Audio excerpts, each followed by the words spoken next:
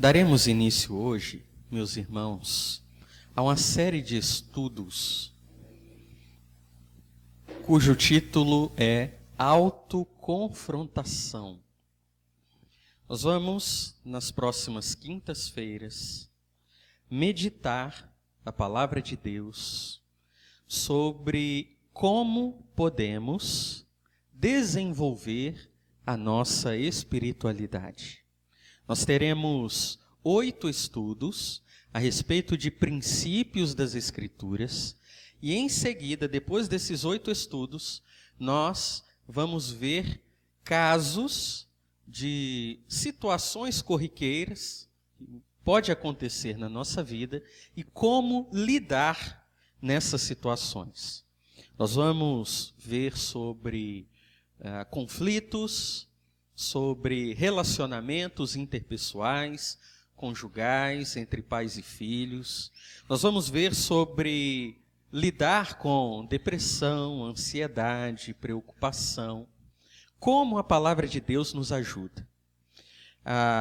Esses estudos, meus irmãos, têm como propósito ensinar-nos, está incluído em todos esses estudos, a lidar com circunstâncias e relacionamentos a partir de uma perspectiva bíblica para experimentar vitória e contentamento em todas as tribulações, provações e problemas da vida. Será que nós podemos ter paz e alegria diante de tribulações, provações e problemas da vida? Podemos, a palavra de Deus diz que sim. Então nós vamos aprender a lidar com isso. Nós vamos aprender a nos autoconfrontar-nos. Nós vamos confrontar a nós mesmos. Talvez essa palavra não seja uma palavra muito atrativa, não é? Ninguém gosta de ser confrontado, não é verdade? Uma pessoa chega perto de você, chama sua atenção, isso não é agradável, ninguém gosta disso. Mas o sentido aqui de autoconfrontação é de autoavaliação a partir da palavra de Deus e de transformação permanente. E o que acontece, meus irmãos? É muito comum que as pessoas elas estejam envolvidas na igreja e tenham atitudes religiosas que não refletem transformação do coração, mas apenas atitudes que são externas. Por exemplo, há pessoas que convertem-se ao Senhor Jesus e elas, se usavam palavras de baixo calão, elas abandonam, não é assim? Pelo menos em público. Mas essas mesmas pessoas, às vezes, continuam com aquele palavreado que desonra a Deus dentro de casa. Ou seja, houve uma mudança externa, mas não houve uma mudança no coração. A pessoa acredita que aquela prática não tem problema. Bom, então nós vamos olhar para a palavra de Deus e, a partir dela, encontrar princípios pelos quais devemos transformar o nosso coração. Um outro propósito desses estudos é preparar cada um para ajudar outros a lidarem com seus problemas de maneira bíblica. A verdade, meus irmãos, é que todo cristão é um conselheiro bíblico. Todo cristão. Sempre há oportunidades de dar conselho para alguém, não é? Você está numa conversa, de repente, até mesmo com um desconhecido, numa fila de banco, de repente a pessoa te conta alguns problemas, situações da vida dela, e você se vê na oportunidade de aconselhar. Agora, é todo conselho que é válido, meus irmãos? É todo conselho que é bom? Não. O conselho bom é o conselho que é bíblico. É aquele que está baseado nos princípios das Escrituras. O conselho bíblico. Então nós vamos aprender a aplicar o conselho bíblico a nós mesmos, mas também aprender a aplicá-lo a outras pessoas. Afinal de contas, o Senhor não nos chamou para vivermos de maneira isolada. Nos chamou para sermos luz e sal da terra. E é isso que pretendemos aprender com esses estudos, como ser luz e sal da terra. Os objetivos desses estudos será aprender princípios bíblicos para entender os problemas do ponto de vista de Deus, princípios bíblicos para ganhar esperança em qualquer situação, princípios bíblicos para concretizar mudanças permanentes e também características e prática de textos bíblicos. Nós veremos isso. Os nossos estudos, então, consistirão em revisão de versículos bíblicos, explicação de princípios contidos nesses textos, aplicação prática da palavra de Deus para a vida e discussão de casos de aconselhamento bíblico. Nós veremos a partir do 8º estudo. Bom, nosso estudo hoje, meus irmãos, introduzindo este material, é uma afirmativa. Você pode mudar biblicamente. E o nosso texto base de hoje é Efésios 2, versos 8 e 9. E eu vou pedir alguém para ler para a gente esse texto. Efésios 2, 8 e 9.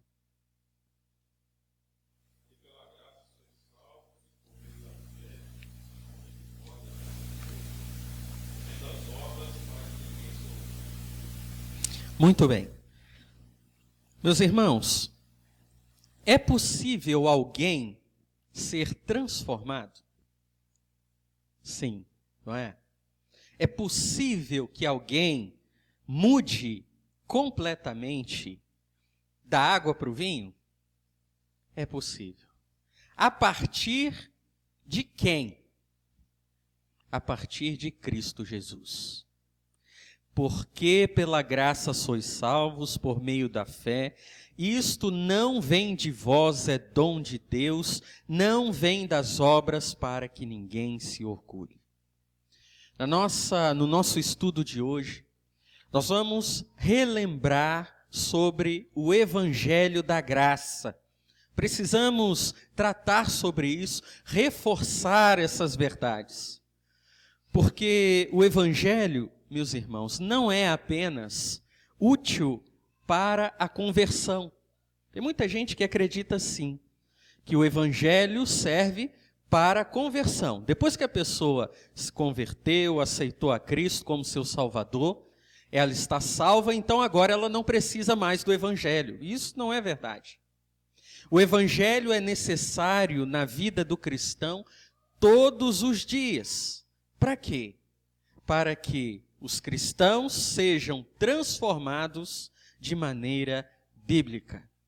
O Senhor Deus está mais preocupado, se eu posso usar essa palavra, porque Deus não se preocupa com nada, mas podemos dizer que a prioridade dele é mais nos transformar segundo a sua vontade, do que conceder a nós bênçãos que sejam temporais nesse mundo.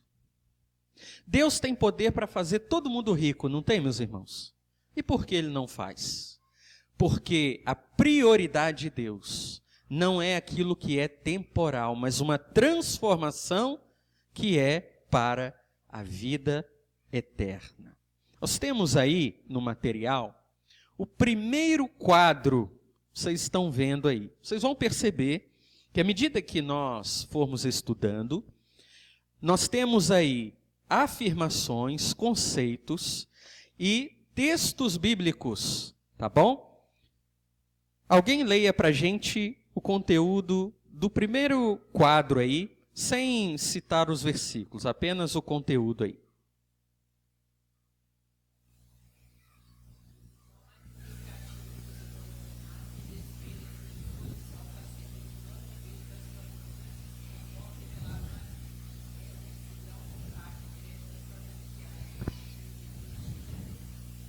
Muito bem. Essa afirmação, meus irmãos, ela nos aponta para a salvação. A salvação se inicia com uma decisão, não é assim? E essa decisão tem um impacto na forma como a pessoa vai viver a sua vida no resto de seus dias, não é assim? Vocês já viram pessoas que tomaram uma decisão na igreja, no apelo levantaram a mão, foram lá à frente, mas que depois saíram dali e continuaram vivendo as suas vidas como se nada tivesse acontecido? Conhecem pessoas assim? É muito comum, não é? A pessoa está na igreja emocionada e ali ela toma uma decisão, mas aquela decisão não é efetiva. E ela acaba voltando à sua vida anterior. Nós vemos, meus irmãos, que essa decisão que tomamos de seguir o plano de Deus para a nossa vida, nos leva a transformar nossos pensamentos, nossas palavras e os nossos atos. Porque agora nós não dependemos mais apenas das nossas opiniões para seguir o dia a dia, mas nos tornamos dependentes de Cristo para viver cada dia. Tem um segundo quadradinho aí. Deus o capacita. Alguém leia para a gente.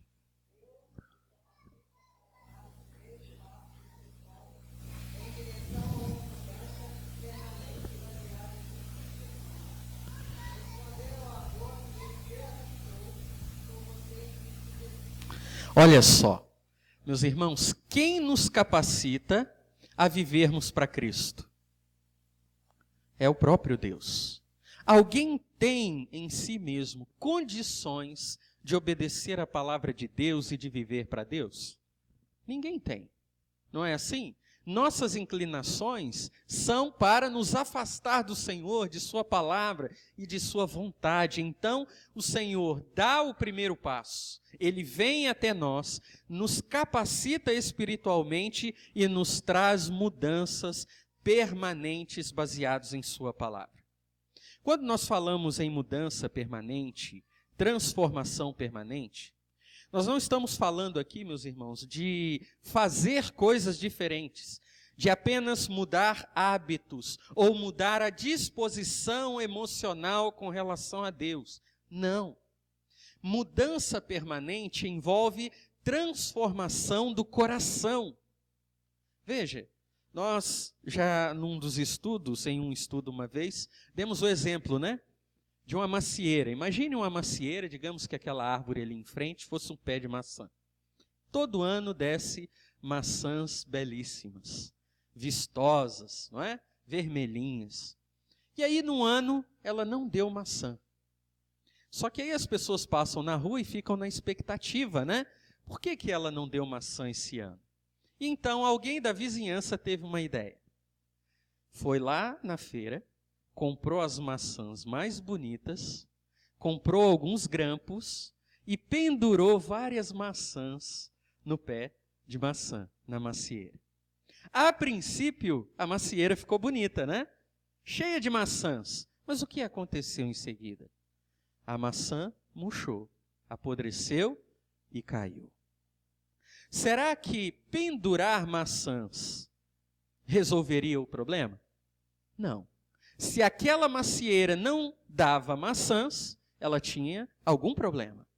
Talvez precisava ser adubada, talvez precisava de algum remédio para alguma praga. Ou seja, o tratamento teria que ser na raiz do problema. Não pode ser apenas de forma exterior. Meus irmãos, nós vivemos um tempo em que as pessoas têm acreditado que evangelho é ir na feira, comprar algumas maçãs bonitas e pendurar por aí afora. A verdade, meus irmãos, que o verdadeiro evangelho, ele cura a raiz. E qual é a nossa raiz? O coração.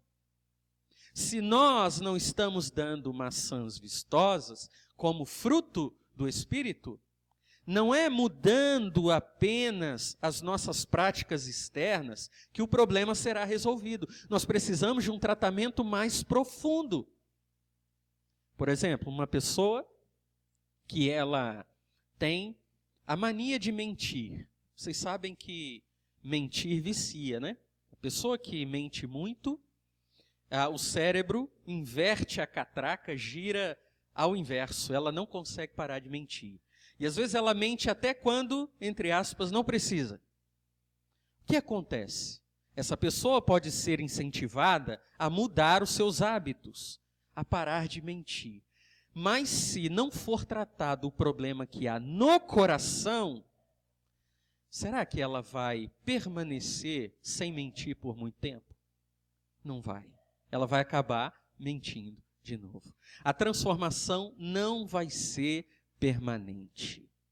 Precisa tratar o coração, entender o que significa mentir, o que Deus diz sobre isso e buscar em Deus o poder para transformação. Nós vemos então, meus irmãos, que mudar biblicamente e permanentemente envolve mudar o coração. Agora eu pergunto para os irmãos, quem é que pode mudar biblicamente? Será que todas as pessoas podem ser mudadas biblicamente? Todas, sem exceção? O que os irmãos acham?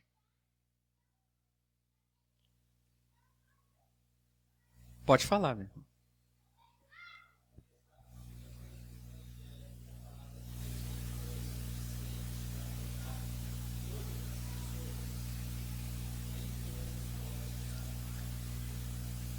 Exatamente. Olha que interessante que o Júnior disse. A palavra do Senhor, o Evangelho, tem poder para mudar a todos. Mas não muda a todos, só muda os salvos. Não é assim?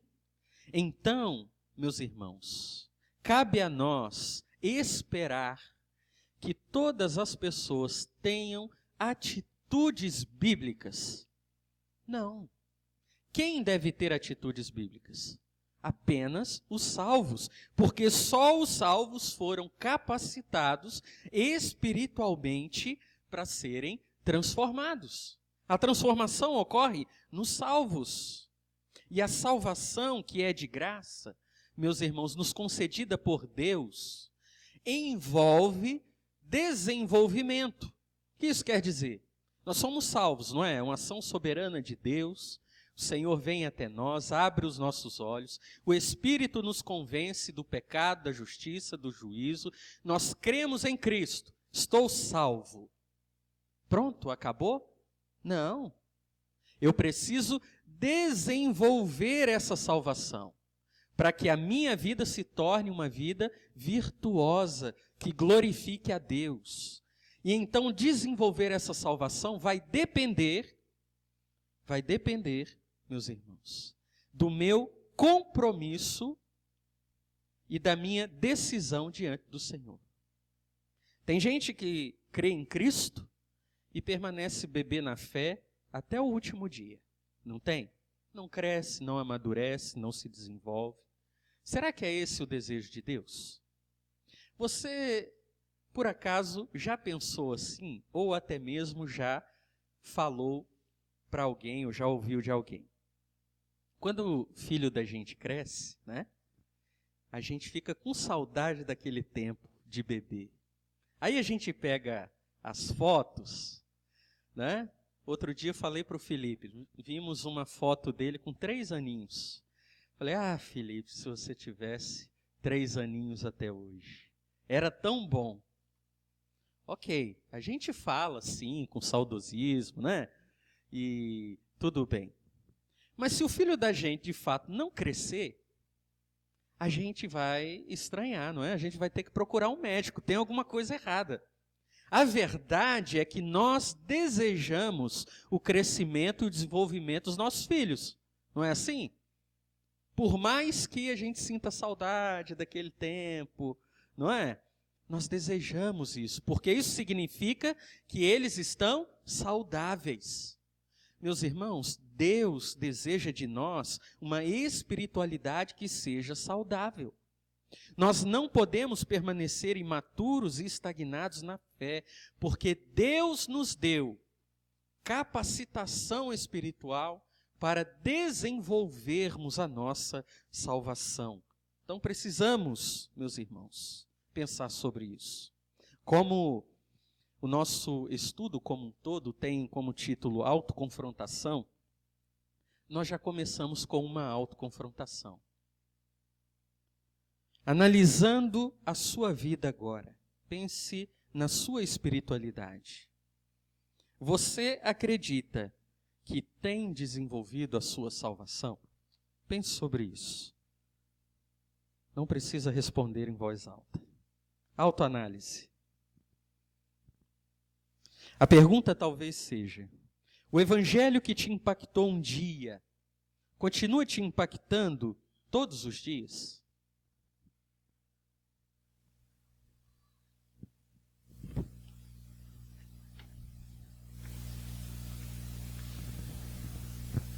O evangelho, meus irmãos, infelizmente, foi reduzido a um tipo de proselitismo. O que é isso? As pessoas acreditam que falar do evangelho, pregar o evangelho, é convidar as pessoas para a igreja. Ou seja, se a pessoa foi para a minha igreja, eu fiz o meu papel. Mas a verdade é que o evangelho não é isso. O evangelho não é levar as pessoas à igreja. O evangelho é levar as pessoas até Cristo. O evangelho, meus irmãos, é muito mais do que uma vida religiosa. O evangelho é um princípio para a vida toda. O cristão que desenvolve a sua salvação é o cristão que pensa em Cristo e no evangelho em tudo o que faz. Quando ele vai falar algo para alguém, ele pensa primeiro, está de acordo com o evangelho? E então ele diz. Quando ele vai tomar uma decisão, seja ela qual for, ele vai pensar primeiro, está de acordo com o evangelho? E então toma a decisão. Se ele vai, meus irmãos, dizer algo, se ele vai tomar alguma atitude, estará sempre pensando no evangelho. Um cristão que vive assim, é um cristão que entendeu como desenvolver a sua salvação. Não é possível, meus irmãos, um cristão que viva o seu dia a dia como se não fosse um cristão. E nas coisas mais simples, aí você vai no mercado, né? Recebe um troco a mais, e aí você pensa assim, o dono do mercado está rico mesmo, esses 10 reais a mais no troco aqui, vai me ajudar a comprar mais um leite. E vai embora. Isso é atitude cristão? Não. O cristão pode estar precisando do dinheiro. Poxa, esses 10 reais completa o valor para eu pagar minha conta de água. Mas ele vai lá e devolve. Porque ele confia no Senhor. Cristão, meus irmãos, dá a sua palavra e não cumpre? Isso é atitude de cristão? Não. Cristão que empenha a sua palavra, cumpre para honrar o seu Senhor. Entendem?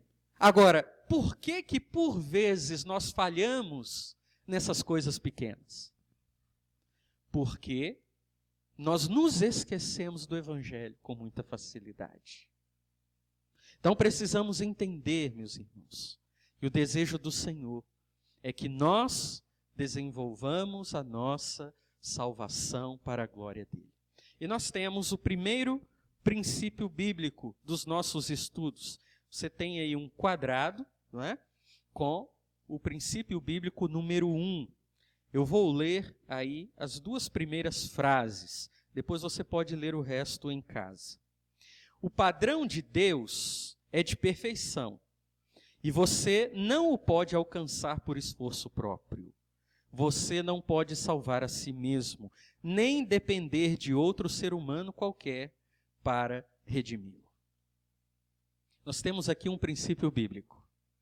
A salvação é pela graça. O que nós podemos fazer para ser salvos? Nada. Cristo fez tudo. Agora, meus irmãos, que temos a certeza de que vamos entrar no céu pelos méritos de Cristo, devemos nos lembrar disso todos os dias. Porque se acharmos que viver para Deus e ter uma vida transformada faz de nós melhores do que outros, crentes mais crentes do que outros, nós não entendemos o Evangelho. Porque quando nós voltamos no caixa do supermercado para devolver o dinheiro a mais, quando nós cumprimos a palavra empenhada, nós fazemos isso em gratidão a Deus por aquilo que Ele já concedeu e não para receber outras bênçãos dEle. Quando nós entendemos o verdadeiro Evangelho, nós somos transformados em pessoas humildes e não em pessoas orgulhosas. Porque quando nos esquecemos de que a nossa salvação é pelos méritos de Cristo, pode vir sobre nós vaidade, soberba, que vão nos afastar de Deus. E quantos são, meus irmãos, infelizmente, os cristãos e até muitos pregadores que se envaideceram, que acham que são super crentes, que têm super capacidade, que acham que a oração deles é uma oração mais forte, como se o poder estivesse no homem e não no Deus que ouve a oração. Pessoas que se afastam de Deus porque não entenderam que a nossa entrada no céu está garantida por aquilo que Cristo fez e não pelo que podemos fazer. Qual então é o efeito do Evangelho na nossa vida hoje? O efeito do Evangelho, meus irmãos, tem que ser visível. Hoje eu li uma frase do Augusto Nicodemos, achei até interessante, porque está dentro do assunto, né? E o Augusto Nicodemos, ele disse assim: nós somos cidadãos do céu, ok? Somos peregrinos na terra, mas enquanto estamos aqui, somos cidadãos da terra, e não há como separar as duas coisas. O que ele quis dizer? Que a nossa vida e a nossa prática tem que ser uma prática de cidadãos do céu. Mas quem vai ver essa prática? Os cidadãos da terra. Será que se você perguntar para algum parente, algum vizinho, alguém próximo a você, colega de trabalho, se você perguntar para essa pessoa assim: o que você vê que mudou na minha vida depois que eu conheci a Cristo? Será que essa pessoa teria algo para dizer? É claro que essa pessoa diria de coisas externas, né? Que ela percebe, porque ela não é capaz de conhecer o coração. Mas a partir da resposta dessa pessoa, será que você perceberia o que ainda precisa ser transformado pelo Senhor? E se alguém perguntasse para você agora, ou pedisse para você assim: dê um testemunho da sua fé. Os irmãos já devem ter visto como acontece em muitas denominações o tal do testemunho, né? Aí a pessoa vai lá na frente, pega o microfone, e assim, parece que quanto pior foi a vida da pessoa, melhor é o testemunho. Então ela fica falando que foi presa, né? Que fez isso, fez aquilo outro, e ela conta até com certo orgulho daquela vida de pecados e uma vida terrível, e ela passa meia hora falando daquilo. E aí no final ela diz assim: aí eu conheci a Cristo. Acabou o testemunho. Meus irmãos, isso é testemunho de fé? Claro que não, meus irmãos. Quando a nossa fé precisa ser testemunhada para outros, nós vamos falar mais de nós ou de Cristo? Nós vamos falar mais daquilo que foi feito em nós pelo Senhor ou daquilo que nós fazíamos antes de conhecer o Senhor? Os irmãos entendem a diferença? O verdadeiro testemunho de fé é sobre aquele que é capaz de transformar, transformar pensamentos, reações, atitudes, decisões. Qual tem sido o nosso testemunho de fé? E então, antes do ponto 1 aí, no material tem um outro quadradinho. Gostaria que alguém lesse para a gente.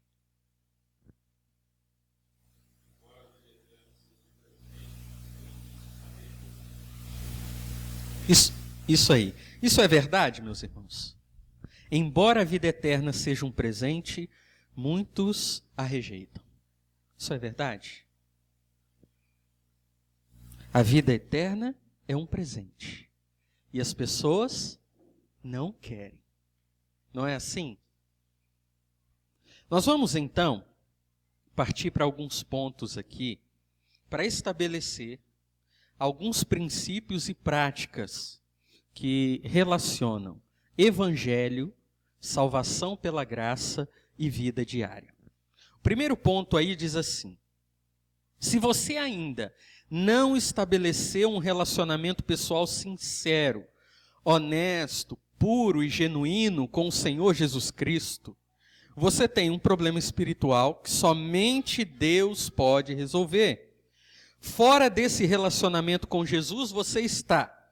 Então veja, qual é a condição do homem que não crê em Cristo, que não é discípulo do Senhor, que não serve a Ele? Em primeiro lugar, ele está separado de Deus, letra A, não é? Os textos bíblicos estão aí. Ele está, B, espiritualmente morto em seu pecado. Letra C, ele é hostil para com Deus. O que isso significa? Significa que a inclinação dele é para fugir de Deus, não é para servir a Deus. Letra D, ele está cegado por Satanás, mantido cativo para fazer a vontade dele. Letra E, destituído de poder para vencer o controle do pecado em sua vida. Ele não consegue não pecar. Ele é escravo do pecado. Esse é o homem sem Cristo. F, incapacitado para entender as coisas de Deus. Letra G, incapacitado para agradar a Deus ou andar no seu caminho. Ele não consegue agradar a Deus. Letra H, incapacitado para viver uma vida espiritualmente significativa e frutífera. Esta é a condição daquele que não pertence a Jesus, que não tem a salvação. Por que ele não serve a Deus? Porque ele não é capaz de servir a Deus. Tem muita gente ímpia que é honesta, não é verdade? Que é bom trabalhador, que faz coisas boas para as pessoas. Não tem, meus irmãos? A pessoa não conhece Cristo, não serve Jesus, mas tem uma vida exemplar. Mas isso não é suficiente. Por quê? Porque ela continua separada de Deus. Ela continua morta em seus pecados. Continua cegada por Satanás. Destituída de poder para vencer o pecado. Ela continua longe de Deus. Então é ser uma pessoa boa que importa, antes de tudo? Não. É pertencer a Cristo Jesus. Tem muita gente que tem consciência de que está perdido, não é? Principalmente aquela pessoa que comete algum tipo de pecado explícito, que todo mundo vê, não é? O alcoólatra, aquele que, não é? Tem os seus vícios. Geralmente são pessoas que reconhecem que estão perdidas. Mas vocês já perceberam que há muitas pessoas que não reconhecem que estão perdidas? Elas acham que estão salvas. Elas dizem assim: não, mas eu não roubei, nunca matei, nunca fiz nada de errado. Elas acham que podem entrar no céu sem Cristo. Será que podem, meus irmãos? De forma nenhuma. É por isso que elas precisam do Evangelho. E é por isso que nós também precisamos. Ponto número 2 aí. A resposta bíblica para o seu problema espiritual baseia-se no caráter de Deus. Letra A, Deus é justo, portanto, em seu estado de pecado, você enfrenta a ira e o julgamento divinos. Veja, aqui nós temos a má notícia. Problema de todo homem e toda mulher. Porque Deus é justo, o pecador é digno da ira e do julgamento de Deus. Mas por outro lado, nós temos a boa notícia. Letra B. Deus é amoroso e não deseja que você pereça no seu pecado. Ele o atrai a seu Filho, Jesus. Meus irmãos, tem muita gente tentando enfeitar o Evangelho, para que o Evangelho se torne mais atrativo. Não é verdade? Aí a pessoa diz assim, não, venha para o Evangelho e você será abençoado financeiramente. Aí vem aquela pessoa dar o testemunho, né? Ah, porque eu tive uma empresa, tinha não sei quantas centenas de milhares de reais de dívida, aí eu vim para a igreja, fiz as 9 sextas-feiras, comprei a caneta da unção, a vassoura não sei o quê, e agora a minha empresa cresceu, eu não tenho dívida e tenho 3 carros na garagem. As pessoas estão tentando enfeitar o Evangelho, dar a ele uma impressão de que vale a pena para esse mundo. Mas, meus irmãos, o Evangelho não precisa de enfeite. Ele é belo por si mesmo, porque Deus amou o mundo de tal maneira que deu o seu Filho unigênito, para que todo que nele crê tenha vida eterna, não pereça, mas tenha vida eterna.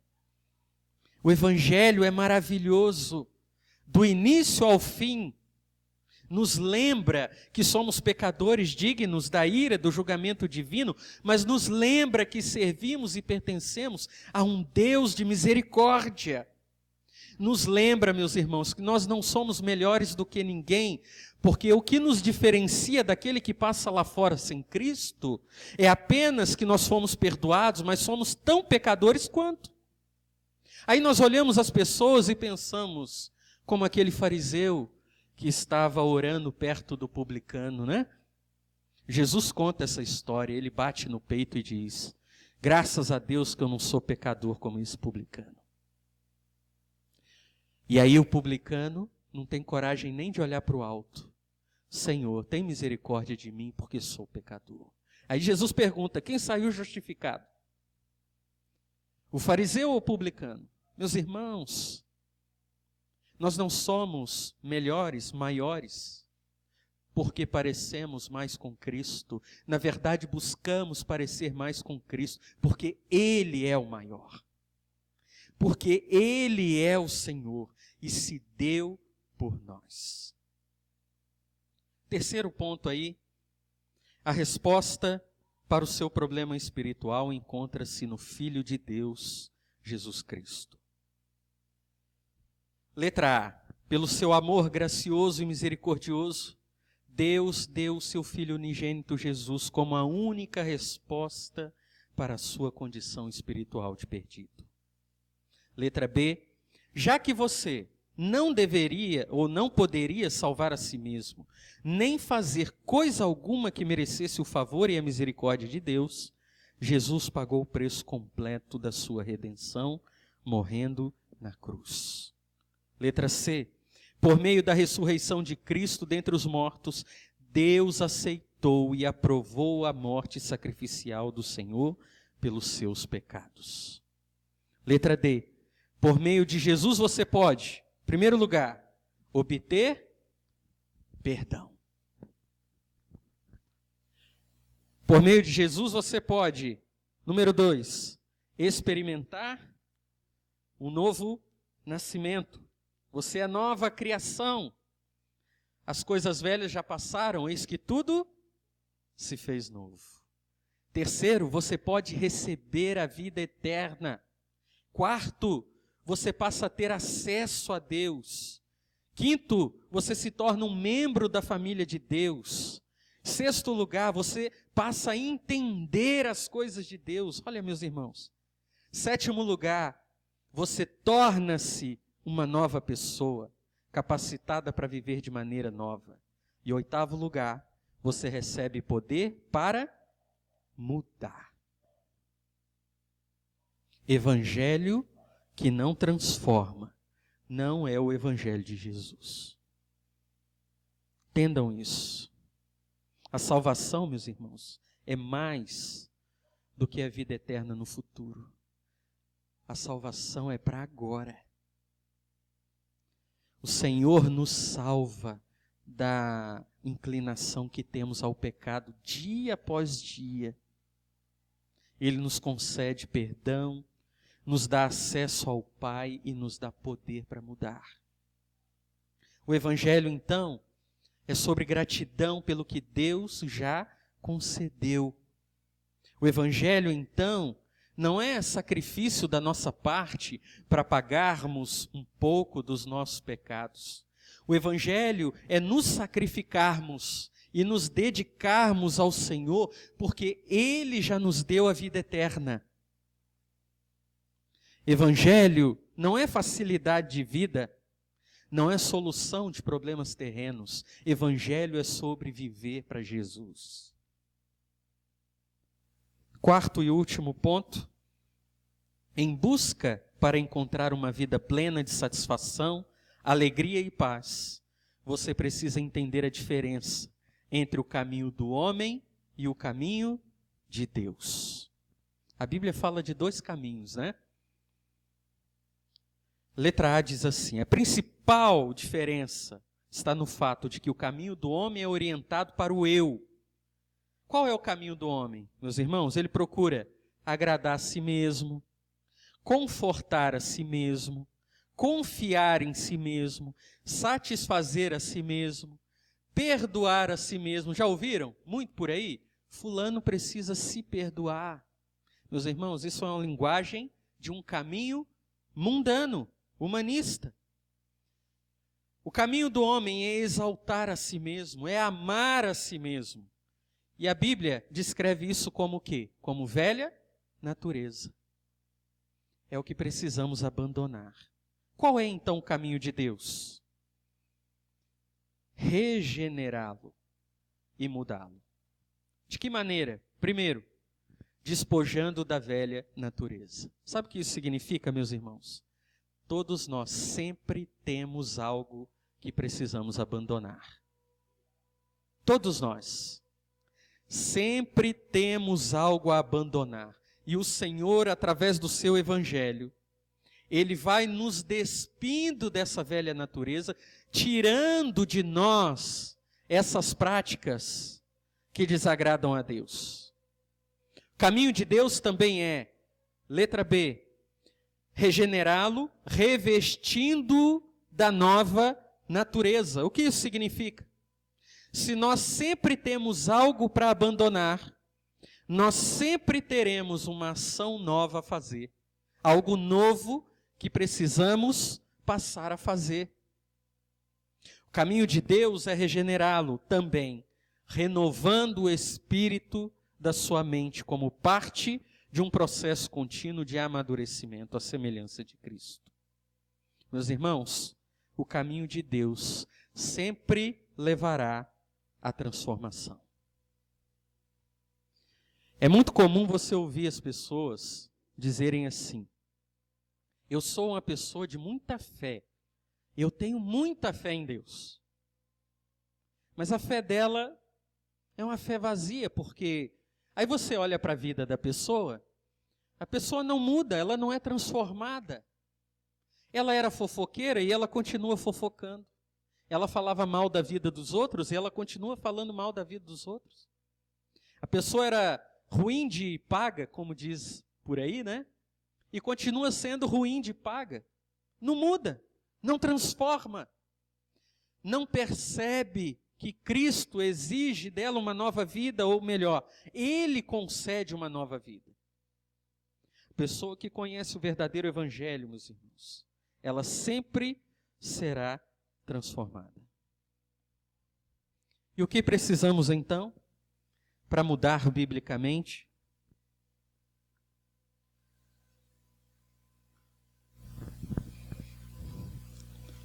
Precisamos, em primeiro lugar, negar a nós mesmos e seguir Jesus. Meus irmãos, e aqui está o segredo para servirmos a Deus e glorificarmos a Ele. Negar a si mesmo. Como é difícil, não é verdade? Negar as suas opiniões próprias, negar os seus pensamentos, as suas convicções. Ah, mas eu acho que é assim que funciona. Aí você vai na Bíblia, a Bíblia diz que é diferente, e aí você não consegue desagarrar daquele pensamento, daquela opinião que você aprendeu lá do seu avô, da sua avó. Não consegue. Negar a si mesmo, meus irmãos, é deixar de fazer aquilo que agrada à carne, ao ego, que é o caminho do homem, para fazer aquilo que agrada ao Senhor, que é o caminho de Deus. Letra B, deixar de lado as práticas da velha natureza, andar de modo digno do Senhor.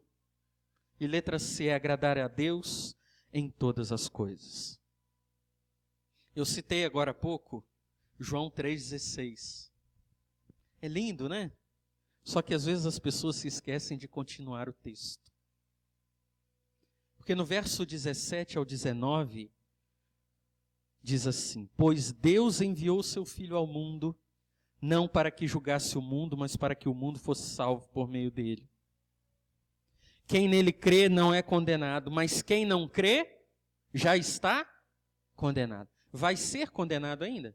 Não, presente. Rejeitou Cristo, já está condenado, pois não crê no nome do Filho unigênito de Deus. E o julgamento é este: a luz veio ao mundo e os homens amaram as trevas em lugar da luz, pois suas obras eram más. Se não entendermos, meus irmãos, as diferenças entre os dois caminhos, corremos o risco de buscar a nossa felicidade pessoal, a satisfação da nossa carne, do nosso ego, e achar que estamos seguindo o caminho de Deus. Esse é o risco. É vivermos uma vida para nós mesmos, acreditando que nós estamos no caminho de Deus. É viver uma vida sem transformação profunda e permanente e continuar acreditando que pertencemos a Deus. Porque o verdadeiro evangelho nos chama a negarmos a nós mesmos, não a satisfazermos os nossos desejos. E precisamos aprender isso. Você tem aí o seu material, eu até pulei um memorizar, depois vocês voltam lá. Tem aí um quadradinho, memorizar. É uma verdade que não podemos esquecer. Há sempre dois caminhos. O caminho do homem o leva à vida natural, e o caminho de Deus que o leva a negar-se a si mesmo. Voltamos a perguntas anteriores. Temos, meus irmãos, desenvolvido a nossa salvação? Temos abandonado todos os dias o caminho do homem para seguir o caminho de Deus? Temos negado a nós mesmos? Por isso que esse estudo se chama autoconfrontação. Nós seremos levados a pensar nessas coisas, a pensar sobre a palavra de Deus e a pensar sobre qual tem sido a nossa prática diante da palavra de Deus, para que possamos curar a raiz e não apenas pendurar as maçãs com o grampo nos galhos. Amém, meus irmãos? Que Deus nos abençoe nesse propósito.